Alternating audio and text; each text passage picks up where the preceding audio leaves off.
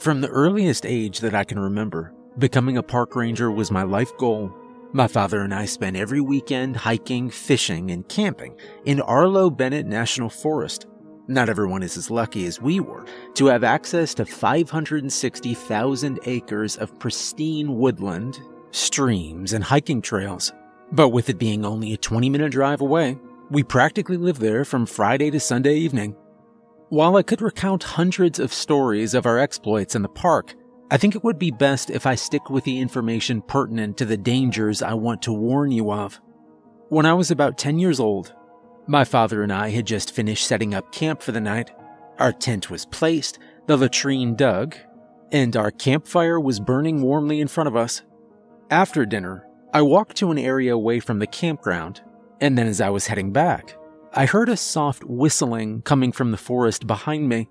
Looking over through the trees, I could see my father, pipe in mouth, sitting on the ground by our fire.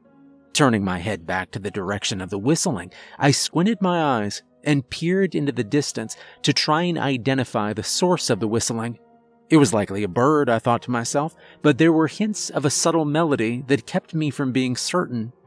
The fading light of the sun didn't provide me with much of a view, so I continued listening to the soft whistling. Having decided it warranted no further investigation, I resolved to return myself to the safety of my father's company and the much-desired illumination of our campfire. I turned around and began to shuffle through the undergrowth of the forest, when over my shoulder, I was certain I heard someone shout from a distance, "It's this way! Come and see!" My fight, flight, or freeze response immediately chose the worst of all options, as I stopped dead in my tracks. Turning around quickly, I looked in the distance and saw what I thought was the silhouette of a person waving, far in the distance. They didn't call out again, but a single arm continued to wave above their head, before they eventually dropped it and stepped backward, disappearing behind a monstrously large oak tree. Without another thought, I bolted the short distance back to our campsite and in a panic told my father what I thought I'd seen and heard. He smiled and reassured me it was likely nothing more than another camper, but he would investigate. Shouldering the strap of his rifle and digging the flashlight out of his bag, we trekked into the woods in the direction I thought I'd seen the figure. My heart hammered against my chest as we slowly made gains in that direction. As we neared the massive oak I'd seen from the latrine, my father began to sweep the ground with the beam of the flashlight, searching for signs of a disturbance. There was no sign of a recent activity. The dried leaves and fallen branches seemed to be completely undisturbed. We continued maybe a quarter of a mile beyond the oak, and still found no sign of another camp or any human activity at all. My father ruffled his hair with his hand and assured me it was just my mind playing a trick on me. I really wanted to believe him, but something in my heart told me I had seen someone, or more unsettling yet, something. After getting back to our camp and settling beside the dwindling embers of our fire, my father did something he'd never done before. He began telling me a ghost story. In these woods, he started, people for over a century had told each other tales of wanderers in the woods. Beautiful melodies whistled through the trees. Strangers in the distance would wave and beckon travelers to come and see incredible things. Anyone foolish enough to follow them vanished, never to be seen again. Not understanding why he would tell me these things, I began to panic as my eyes searched the surrounding forest. Seeing my visible discomfort, he smiled and told me that as a boy, he thought he'd seen the same thing. My grandfather had told him the same story when he was my age, or perhaps a bit younger. Every time they would tread the same trails that he and I hike now, he always imagined hearing or seeing the wanderers in the woods. When he told my grandfather what he'd heard and seen, he took it as an opportunity to teach him that the whistling sound was a known call of a local bird. He would also find shapes in the distance and show him how inanimate objects at a distance could produce the illusion of a man or woman watching them. I began to calm down a bit. We were deep within a massive national forest, and the odds of encountering another person was slim at best. My youthful fears had gathered natural occurrences around me and organized them into an unnerving and unlikely scenario. I eased my posture substantially, and I smiled thankfully at my father. In all our trips together after that, I never had the same experience again. When I started working as a park ranger at Fire Tower 1, the experiences became so much worse than my younger self could have ever imagined. I just finished college with a degree in wildlife conservation a couple years back, but it was a hard time and difficult to find a job. Being hundreds of miles from home and the not-so-proud owner of a rapidly dwindling bank account, I spent hours each day filling out job applications, sending out resumes, and cold calling every national park and forest I could find. Desperation was mounting daily, until I'd finally resolved to pack up my belongings and move back to my hometown. My parents had passed away in a car accident during my sophomore year. I wouldn't be returning to a stable support system, but I was at least confident that old friends and extended family may be able to help me find gainful employment and find steady footing in my post-college life. Moving day arrived, and I finished boxing up the last of my possessions and stacking them haphazardly into the back of a rented box truck.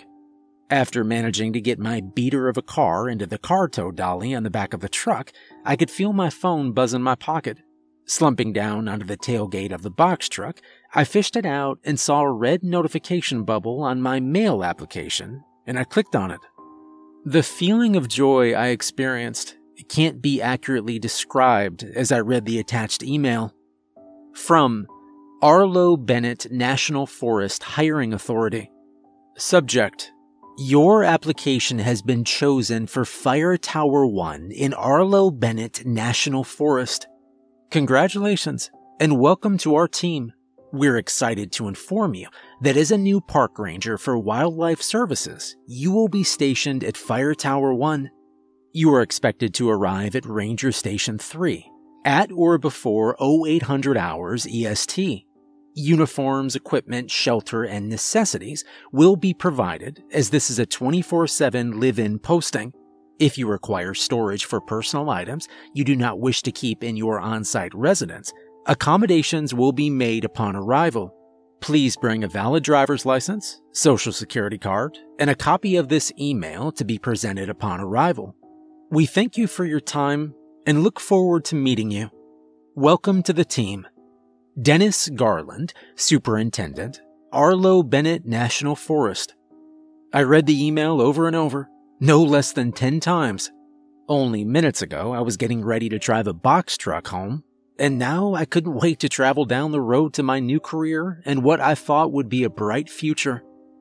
2 days and one terrible roadside motel later, I pulled the box truck into a nearly empty parking lot in front of a log-sided building with a sign reading Ranger Station 3.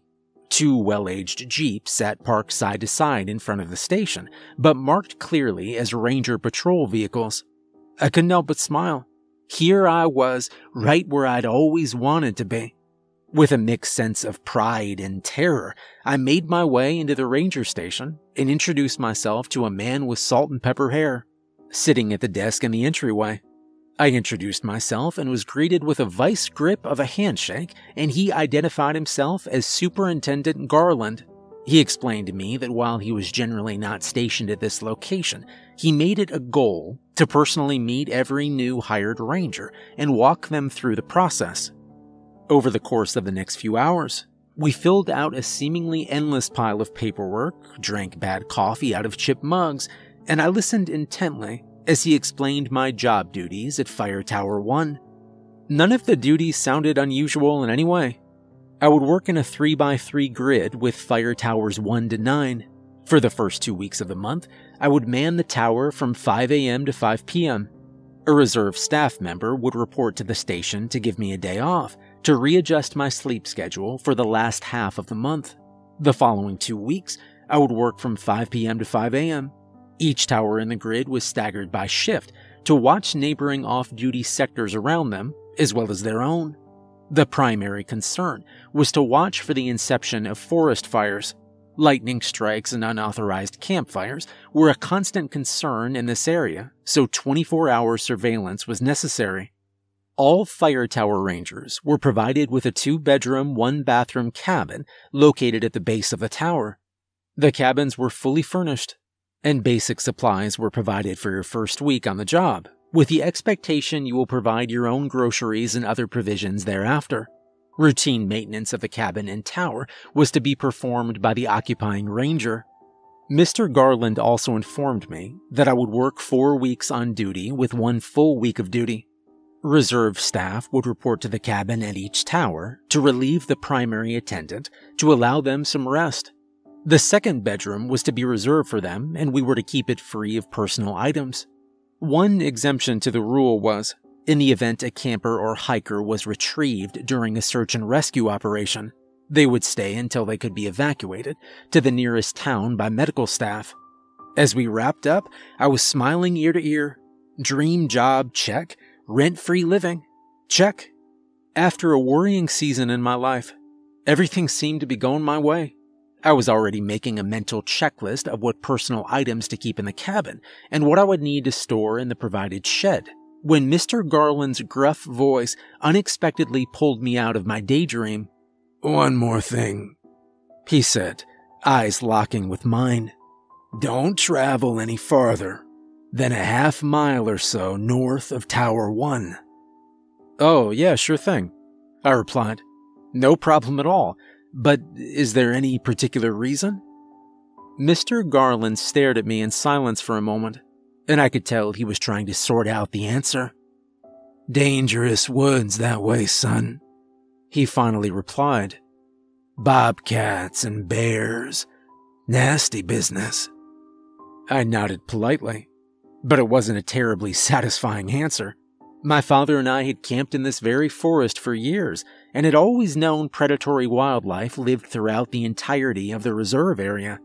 Unless the bobcats had learned to team up with the bears to hunt people down, it seemed unlikely to be any more dangerous than any other area. Regardless, I wasn't about to argue with my new employer. He shook my hand and gave me a few pointers as he walked me to the door. I picked up a duffel bag they'd prepared for me. Heading out to the truck, I tried to reignite my excitement and invigoration for my new job, but the warning he'd given me still circled in my mind. Don't go north of the tower. At that moment, I fully intended to adhere to this direction, but that would change. My first week at the cabin and tower was a whirlwind of information. Thomas, the ranger currently occupying my new tower, was a reserve ranger who filled in the off weeks of fire towers 1 to 3. As he helped me unload my box truck and unhook my car, I picked his brain for every piece of advice I could think to ask for. He'd worked for a ranger service here for almost a decade. I was surprised to learn that he had originally been offered the permanent role in Fire Tower 1, a significant pay increase from reserve status, but had declined, stating that he loved traveling to the different towers and the change of scenery. He seemed like a very genuine and helpful man, but at the back of my mind, I couldn't help but wonder if whatever could be found north of the tower drove him to decline the position. "So, you ever do any hiking or camping when you're off duty?" I asked on our last day together, as we sat in the lookout booth of the fire tower. Yeah, at least once a month or so," Thomas replied. "I'd say I've probably hiked or explored everything within about 5 miles of the fire towers." This seemed like a good chance to ask Thomas about the area north of the tower. "Yeah, I've got a pretty good grasp of the territory to the east, south, and west, but is there anything worth checking out north of the tower?" I looked intently in his direction, but he never returned my gaze. Thomas stood up quickly, began to pack his hiking bag without making eye contact. He tossed the filled bag over his shoulder and made his way to the door and the narrow walkway leading to the wraparound stairs.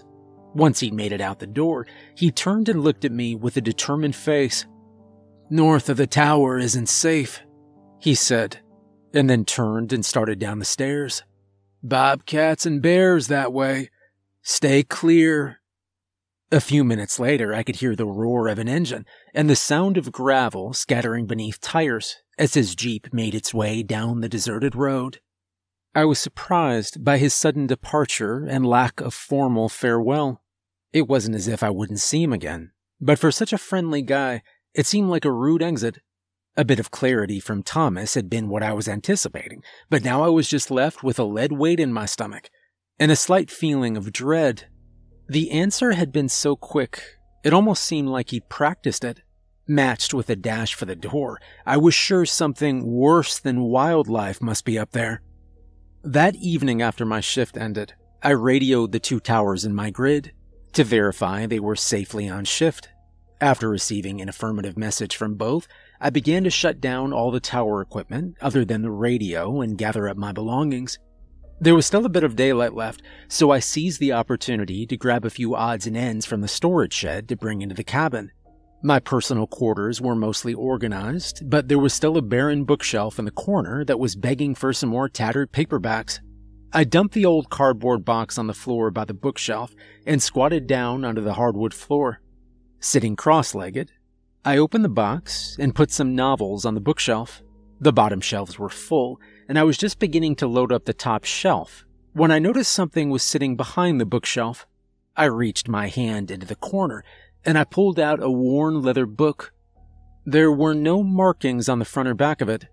Thumbing it open to a page marked with an attached leather strip bookmark, I could see the winding loops of cursive handwriting. Not a book, so to speak, but a journal. It must have belonged to the ranger who manned the station before me. I considered reading it, but decided against it. Tossing it on the top of the bookshelf, I made a mental note to give it to Mr. Garland the next time I saw him, so he could return it to the rightful owner. After stowing away my books, I took the cardboard box outside and started walking down the gravel path to the storage building. There was a steel cage to place garbage in, to try and keep larger wildlife from rifling through it. I reached down to my hip to retrieve my keys. Setting the box down, I slid the key into the lock and opened the gate to toss it in. But just as I reached down to retrieve the box, I heard something off in the distance. By now, the light of day was a distant memory, and my eyes had not yet adjusted to the darkness. Years of living in the city had made me forget just how dark the forest could be. I'd still gone on the occasional hike or camping trip with classmates, but it'd usually been to a pay-to-site campsite, and paths lit with soft wattage bulbs. It hadn't occurred to me to switch on the light that extended to the storage shed. My visibility was aided only by the light bulb on the cabin's front porch, which was being swallowed up by the darkness. And that's when I heard the whistling. It was soft and indistinct, but I could hear it. The crunching of leaves and snapping of twigs in the distance, accompanied by that tune. I was unable to move as I attempted to locate the direction it was coming from, but I couldn't. While the sound seemed to be coming from one point far off in the distance, I could also hear traces of it all around me. Before Thomas left, we'd gone over the camping permit logs for our grid, and there were none requested within 10 miles of my post. All of the most popular hiking trails were equally far away, so there was little to no reason for anyone to be traveling in this area at this time of night. The only trails around here were less traveled and given to more experienced hikers. Any hiker with the skill to travel these trails would also have the common sense to have set up camp for the night. As I stood there listening and squinting in the darkness, I couldn't help but feel like the 10-year-old boy from so many years ago. But this time I didn't have my father to comfort me. The night around the fire, he was able to explain all of this in a way that made me believe my imagination had just run away with me. Standing here by myself, I didn't feel like that anymore. The whistling was becoming louder. Where before it was disembodied and a distant sound, I could tell that the source was now moving in my direction. There was a haunting yet beautiful melody. I was able to hear it more clearly. I could also hear the more defined noise of crunching leaves. It was almost hypnotizing. My eyes began to close, and relaxation began to settle into my bones, where icy fear had been only moments earlier. I felt like it may be a good idea to just walk towards the source of the beautiful melody. "It's this way," I heard a soft voice say. "Come and see." The feeling of relaxation drained out of me almost as quickly as it had begun, where the melodic whistling had lulled me into a stupor. The sudden call from the darkness sobered me to the situation. I stumbled backward toward the cabin and began to run towards the safety of the burning bulb. The sounds of my heavy footfalls as I ran ensured that any whistling or footsteps would be impossible to hear. All the while, though, I could imagine someone, or something, mere steps behind me, a clawed hand outstretched toward my back and still beckoning me to come and see what was in the darkness.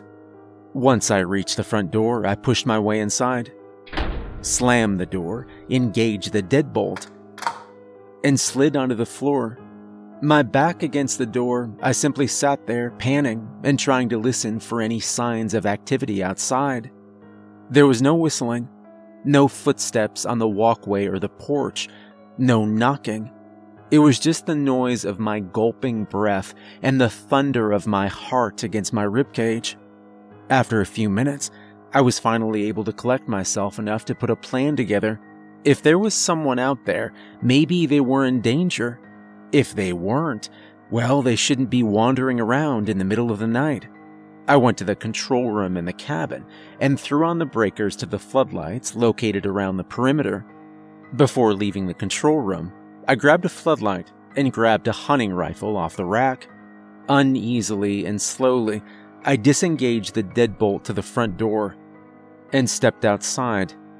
The forest was now a combination of artificial light and long shadows.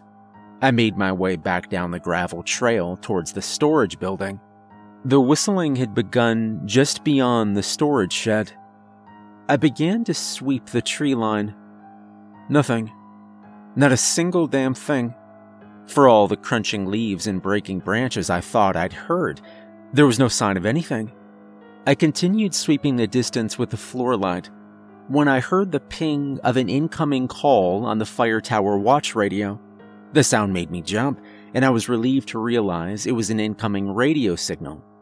Already out of breath from running from the storage building, the ascent to the top of the tower was slow. I finally reached the lookout box and turned on the light. "Tower 1, this is Tower 5, you copy?" I punched the button on the radio mic. "I read you, Tower 5. Go for Tower 1. "Tower 1, status check," the voice said. "I can see your floodlights over here at Tower 5. Everything all right?"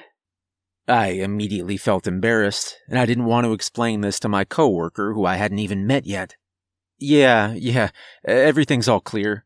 Thomas explained to me how to use the flood system, and I wanted to give it a hands-on run. I'll cut them now. Everything's 10-4. Tower 5 radioed back that they understood and wished me luck. I thanked the ranger and headed back down to the cabin to the control room to cut the flood system off. Reaching for the controls, I hesitated. As scared and tired as I was, I knew I had to take one last look outside before I shut them off. Pulling the cord on the blinds, I opened them to look outside. And in the distance, at the edge of the floodlights, I thought I could see something roughly the size of a human walking into the darkness past the tree line.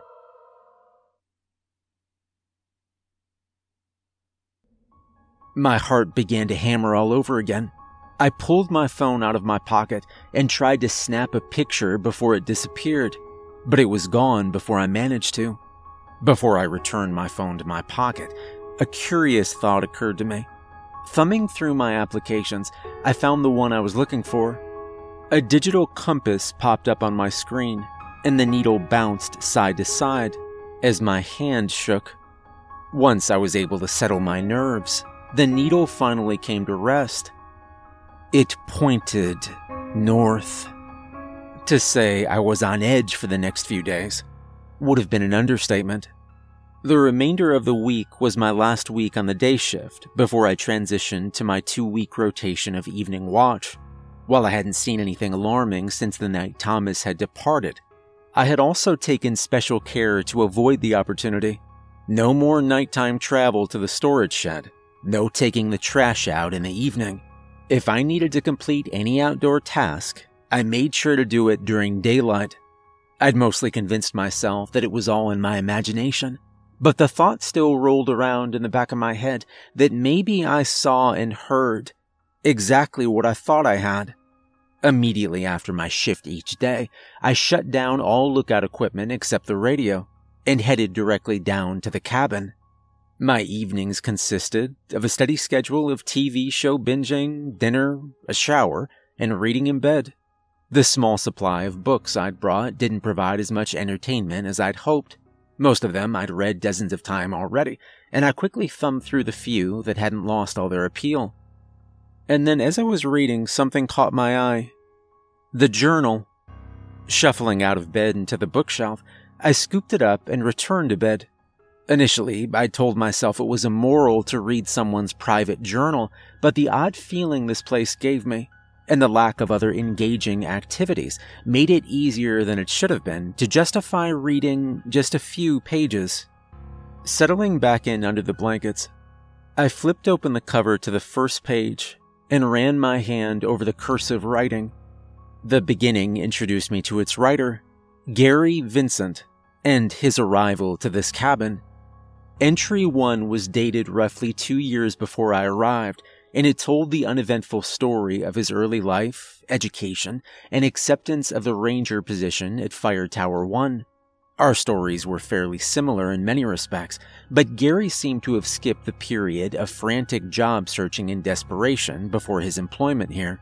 While not the most energetic or entertaining read I'd ever come across, there was something enjoyable about learning the personal thoughts of someone who I assumed was my predecessor.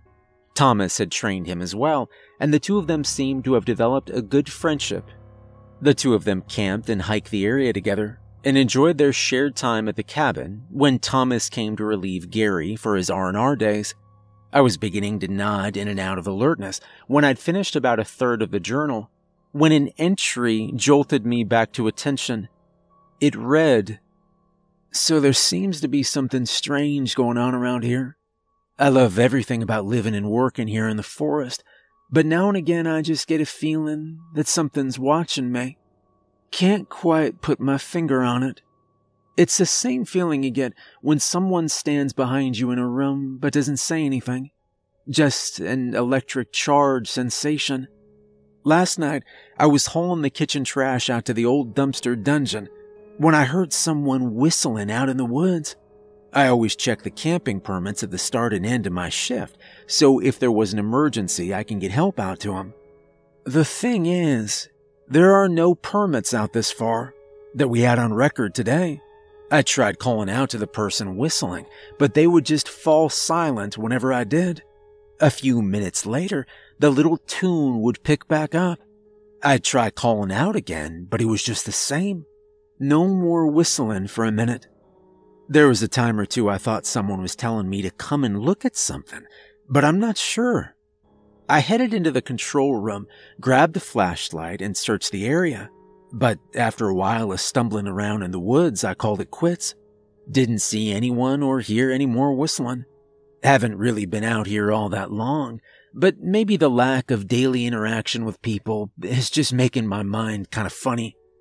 I don't know. I'm not too worried about it. If whistling is the worst thing I hear, well, I think I'm in pretty good shape."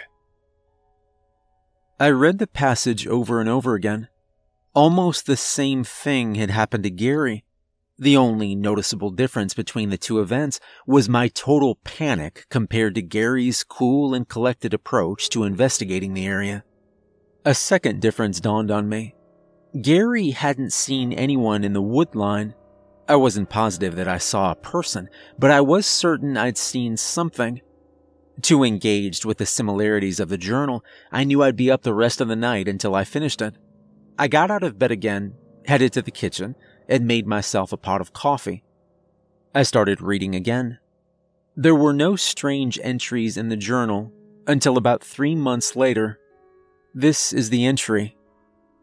"This place is starting to mess with my mind. I was outside last night doing my usual dumpster run when I started hearing that damn whistling again. Honestly, I'd forgotten about the last time it happened until 10 or so last night. I could hear the whistling louder this time, and something about it just made me happy. Just felt like I could wander in that direction and listen to it a little closer if I could find who was making that beautiful tune. It kinda made me sad, though. I'm not sure why. I clicked on the flashlight. I started walking north into the woods to see if I could find who it was. I called out, and I asked if anyone was there, and the whistling started again. This time someone shouted back, "It's this way, come and see." I asked them what it was, but no one answered. When I started walking towards the sound of the voice, I could hear footsteps walking away from me, so I called out again for them to wait so I could talk to them. They just repeated the same thing, "It's this way, come and see." By now, I figured there must be something to check out, so I kept walking after them. Maybe someone was hurt. The sound of that whistling, it made the traveling a little bit easier. I felt kinda happy, like something good was about to happen. The woods were starting to get thicker by now, and I wasn't gaining on them. They always seemed to stay just ahead of me. Occasionally, I would catch a glimpse of someone in my flashlight beam, and I'd call out, but still the same old thing, "It's this way, come and see." Eventually, I came to a cluster of oak trees that were so tightly packed together, it looked like one monstrous tree. When I got to it, the whistling stopped for a little while, and suddenly I felt sad and alone. My eyes teared up, and I wasn't sure why. And then that tune came back. It sounded like it was up in the top of the trees. I tried shouting for them again a few times, but no one answered at first. After a few minutes of trying to get their attention, I finally heard someone reply, "It's up here, come see." "Up where?" I asked the voice. "In the trees," they said. "Use the stairs," the voice called back. I ran the flashlight around the base of the trees, and in the center of them, I could see what looked like a step. Inching closer and leaning between two of the oaks, I could see a damn spiral staircase running up the center of the trees and into the foliage. For a moment, it felt like the right thing to do. Just grab onto the banister and climb my way to the top. My foot was just settling onto the bottom step when a sudden beeping and vibration startled me back to my senses. My smartwatch was beeping loudly, and when I looked down at my heart rate, it was nearly 150. I saw the time, too. It had only been 10 o'clock when I headed out, but it was almost 11:30 now. Seemed like I'd only been in the woods for maybe 15 minutes, but it had been an hour and a half. I panicked, and I ran back to the cabin. As I made my way back, there was the remnant of an old hiking trail that took me within a stone's throw of the cabin. Took me almost 2 hours to get back. My body aches, and I feel like I have the flu. I'm not sure what the hell was out there, but I'm gonna have to call this in. My heart raced as I continued to read the journal. On the next few pages, Gary recounted how he'd called in the staircase to Superintendent Garland the next day, and that a team of rangers had met him at the cabin. They traveled back to the location where Gary had seen the stairs, but nothing was there. Gary begged them to come back at night, because that's when it'd be visible. The other rangers agreed to this, to help calm Gary's concerns, but when they arrived there later that evening, there was still no staircase. The journal entries from this point on became almost incoherent. Gary was fixated on how the stairs had disappeared and why nobody else could find them. He admitted to traveling back multiple times, but never seeing them again. The absence of the whistling also seemed to bother him rather than soothe his concerns. He wrote endlessly about how he missed the beautiful melody and that it maddened him that he couldn't remember all the notes. And then there was no entry for a long period. When Gary wrote what would be his final entry in the journal. He seemed to be a man who had lost his grip on reality. It read, "The music didn't return to me. The gentle melody haunted my mind, even though I couldn't quite remember how it sounded. So I traveled back again, down the forgotten path. I traveled north, traveled to those unusual trees. And there it was. The stairs were there. Thank God they were there. No one was whistling, and no voice invited me up, but I knew I needed to go. I belonged there. With them. With him. He was waiting for me. The banister felt so good under my hand as I made my way up into my new home. Everyone's in unison there. The many are one. I just came back here to say goodbye to someone. Was there someone here I knew? I guess I'll just say goodbye to you, journal, because I'm going back, and this time I will stay. Maybe I can help others find their way. So many souls can be won if they can let themselves go. To anyone who reads these words, I tell you it's all true. And it's this way. Come and see." The journal ended. Nothing but blank pages followed this final entry. I was shaking as I closed the leather cover and stared into my empty coffee cup. The sun was coming up now. I clutched the journal in my hand, as though it were some sort of talisman. I didn't exactly know what to do, but for now, I had to get to my post. Months passed since I discovered the journal, and with time came the spring. Every once in a while, I'd hear the whistling in the woods on evenings when I didn't have to work in the tower. I think it was too hard to hear from up there, but I always assumed it was there. In the evenings after my shift, I'd taken to wearing earplugs. It seemed to keep me from feeling that unreasonable sensation to follow the sound. I'd shared the journal with the others. Mr. Garland explained that Gary Vincent had been a stellar employee for the department for about 2 years, but confided in me that he had a history of mental illness. While they explained his complicated situation, Thomas handed me a photo of Gary. He was a few years older than me, with bright red hair and a huge smile. They told me that Gary suffered from schizophrenia and that it was controlled with his medications. Once Gary went missing, Thomas said he discovered that Gary hadn't been taking his pills. He'd taken to traveling into the northern forest more frequently in the last few months he remained at his post. Thomas, Garland, and a host of other rangers had traveled to the location of the stairs with Gary, but there was never anything there. Each unsuccessful search seemed to cause him to become a little more distant with them, until eventually they all quit talking unless it had to do with work. The two of them implored Gary to seek help, but he never did. And then he just vanished. The subsequent search for him only turned up his tattered uniform jacket and his wallet. For my part, I continued doing my job. I liked the night shift the best because there was no whistling. Staring out into the darkness for hours, looking for potential fires was soothing. My phone ran a constant stream of music to keep me company. When I worked the day shift, I'd bring Gary's journal with me, and I'd study it, as though perhaps I'd discover some secret to his madness, but I never did. It just seemed to provide a kind of madness of my own. I became obsessed with finding out what happened to him.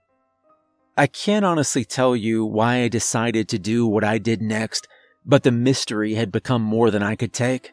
Thomas arrived to start my week of R&R, and I told him I planned to do some camping, and he'd have the cabin to himself for a few days. The day earlier, I'd already loaded the ATV in the storage shed with camping gear and extra gas. I was going to find the staircase.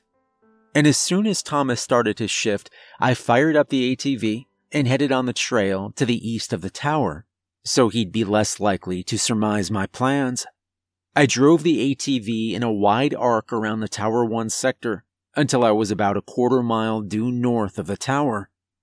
It took me a while, but eventually I found the rutted trail that Gary had written about in his journal. The trip was uneventful, but with the use of the ATV, I finally reached the trees he'd mentioned. I slid off the ATV and approached the cluster of trees with caution. They formed a circle with a 3-foot gap facing towards the south. The canopy shadowed the inside, which made it hard to see. With a lump in my throat, I pulled the floodlight off the ATV, and I looked into the circle of trees. Nothing. My pulse relaxed, and my body tension eased. The staircase wasn't here. I felt a mixture of joy and sadness. Gary had seemed so sure of what he'd seen, and now I felt sure he'd been suffering from some sort of mental illness. Walking inside the circle of trees, I couldn't find anything out of the ordinary. Feeling content that the staircase was a fantasy, I decided to make the most of my days off and follow through with the camping trip. The day was warmer than the seasonal average, so I chose to forego the tent and camp under the stars. I set up a nice fire. Even with the unusually warm day, I still gathered firewood, just in case it got colder that night. After a quick meal and a few chapters in one of my paperbacks, I decided it was time to turn in. I settled into my sleeping bag and enjoyed the heat from the fire. Sleep came quickly due to the exhaustion from my recent sleepless nights, and the revelation that Gary's staircase to nowhere had never been real. Sometime during the night, I awoke to a familiar sound. The melody I'd avoided for so many months now was filling my ears, and it was coming from directly behind me. I rolled over and looked into the trees, and standing between the oaks was Gary. I recognized his wide smile and fire-red hair from the photo. His hair was sprouting in crazy directions, and his tattered ranger's uniform hung off his emaciated frame, but it was Gary. Gary just continued to smile. As he stepped backward into the darkness, I could hear what I swore were the thuds of hiking boots on wooden boards. "It's up here! Come see!" Gary said. I turned on the floodlight and aimed it into the trees, expecting to see him hunkered inside. But to my shock, the beam of the light gleamed off a polished mahogany banister. There was a beautifully crafted circular staircase in the center of the trees. Lifting my light, I caught the bottom of Gary's boot as he ascended the trees. Shouting his name, I sprinted inside. I wanted to help him. I could only hear the thud of his footfalls as he continued up the stairs. My pulse was racing, and I clung tightly to the banister. Leaves and branches traced the side of my face as we both climbed higher into the trees. The beam of my floodlight bounced and weaved between smooth mahogany wood and dense foliage. As fast as I climbed those stairs, I could hear Gary getting farther and farther ahead of me. My pace was beginning to slow, but I still clung to the banister and used it to pull myself up as I tried my best to reach this man racing ahead of me. The smoothness of the banister began to change under my hand as I climbed higher. What had been an unblemished surface had started to feel bumpy and rigid on my palm. I was starting to breathe heavily, and I knew I'd have to stop soon to catch my breath. I pointed my light down towards the stairs, but they looked different now. Where they'd been a rich brown at the bottom, they now appeared the color of half-burnt charcoal. I traced the light up higher to get a better view of my surroundings and discovered why the banister felt so different. The smooth wood had changed into what I can only describe as an unending spinal cord. The bones curled upwards by the charcoal-colored steps.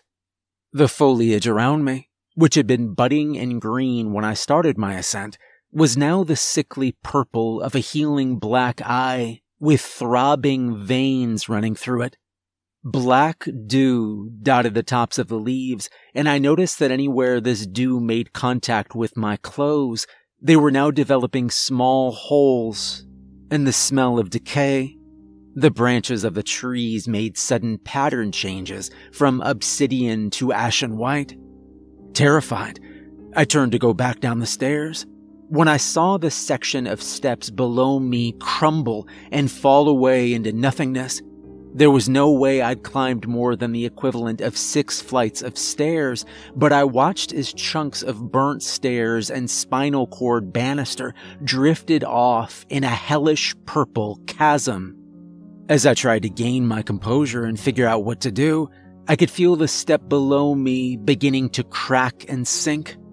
Without another thought, I began to run up the stairs as quickly as I could, but all the while I could hear the steps behind me crumble. There would be no more breaks to catch my breath. I couldn't even afford a glance backwards. The air seemed to get thinner, and it had the tang of rotting meat.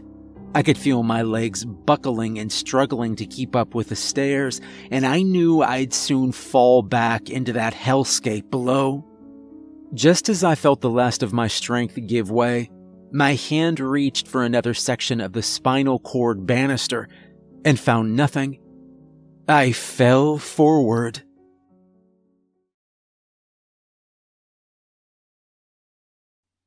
And I hit level ground. My floodlight was flickering, but I could see the ground was made of something gray and writhing. It was damp to the touch, and I could feel it pulse beneath my palms. I jumped up in panic to get my hands off, and then my eyes met the horizon. The sky was a flowing purple and filled with thick fog. There was no variation to this gray terrain I was standing on. Endless plains in all directions were all I could see. Dotted over the entire landscape were what I thought were leafless trees. As my eyes focused on the unearthly light, I could see that they were instead people with their arms raised, reaching toward the sky. I could see some of their feet were held in place by skeletal hands emerging from the ground, while others seemed to be growing into a gray mass like a plant. Their eyes glowed softly, with the same purple light as the sky. A few yards in front of me stood Gary. The same purple glow flowed from his eyes, but he stood with his arms to his side. He motioned with both hands to a spot just beside him, and he smiled at me.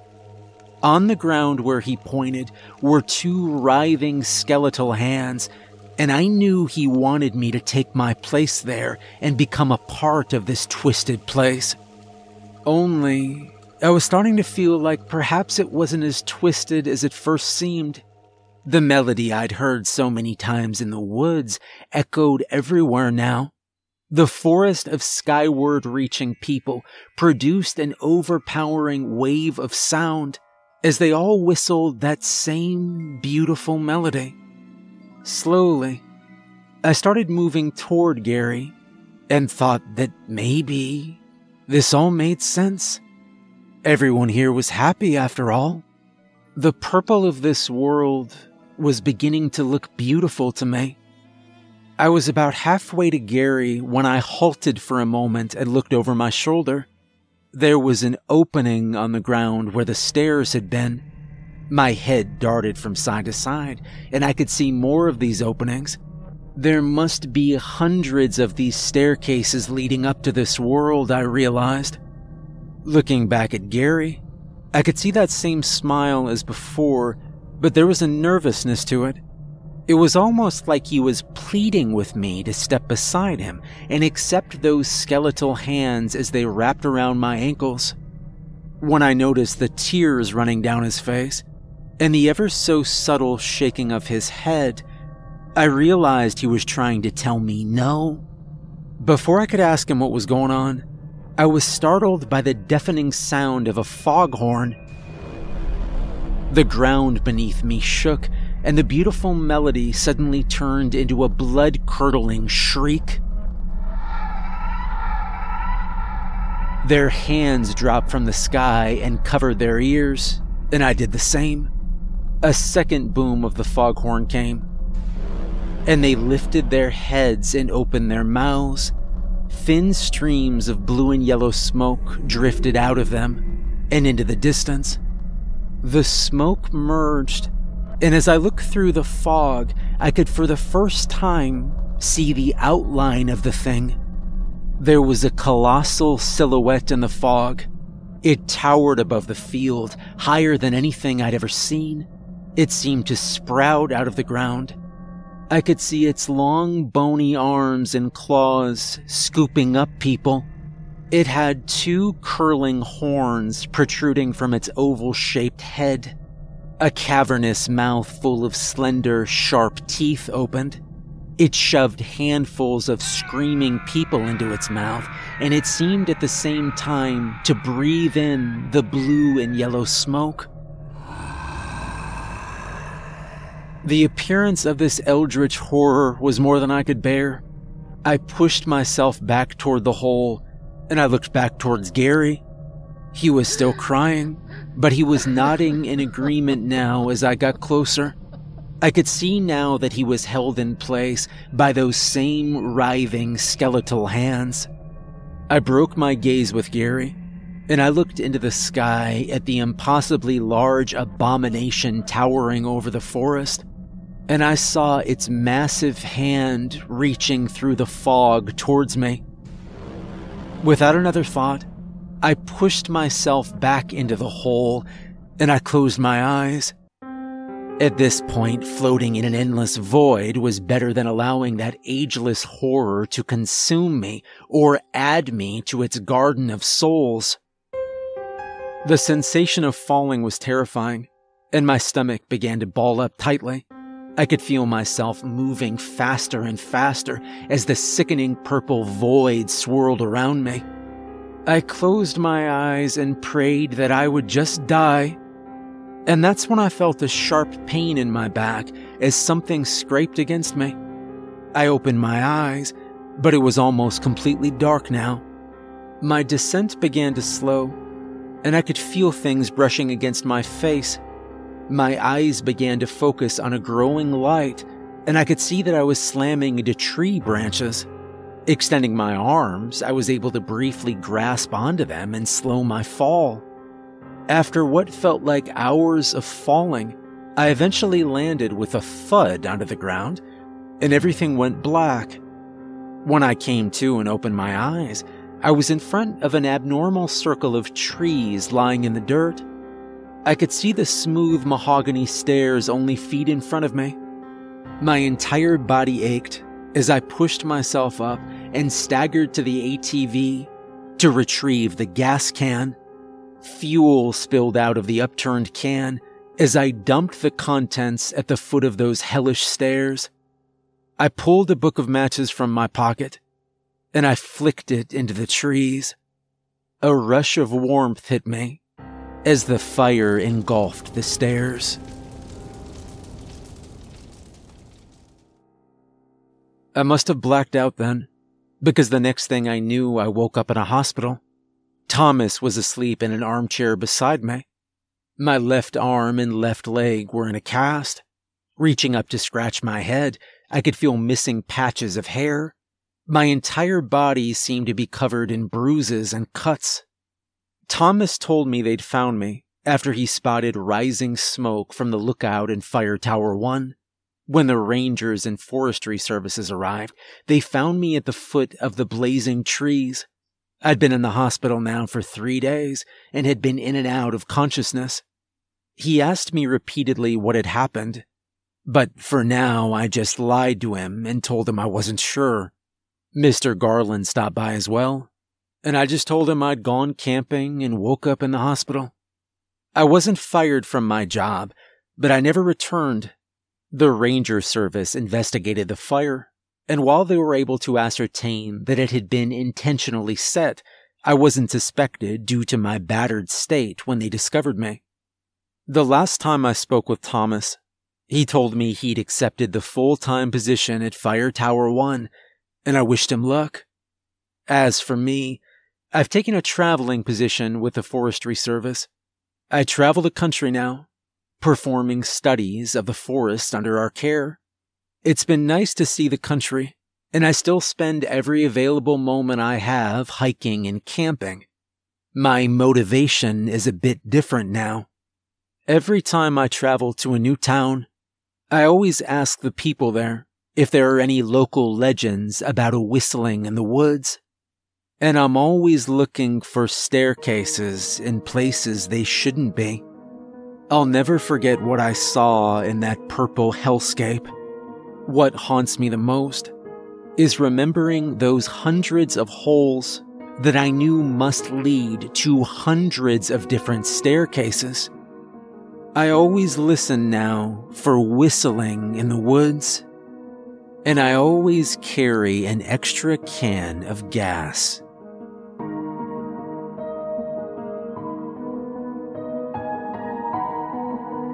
Hey everyone, remember to like and subscribe if you enjoy the video, and a special thank you to the author GTrip14. Make sure to check out more of the author's work, there'll be a link in the description. If you'd like to support me further, there's a link to my Patreon in the description. And remember, if you ever see a staircase in the woods, don't go up it.